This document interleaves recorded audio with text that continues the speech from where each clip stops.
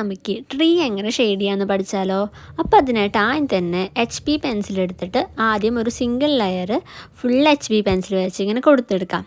അതിനുശേഷം ഒരു 4Bയോ അല്ലെങ്കിൽ 2Bയോ പെൻസിൽ വെച്ചിട്ട് ഇതുപോലെ അതിൻ്റെ മുകളിൽ കൂടെ ആയിട്ട് ഹാച്ചിങ് എന്ന് പറഞ്ഞ മെത്തേഡ് വഴി ഇങ്ങനെ ചെയ്ത് നോക്കാം കേട്ടോ.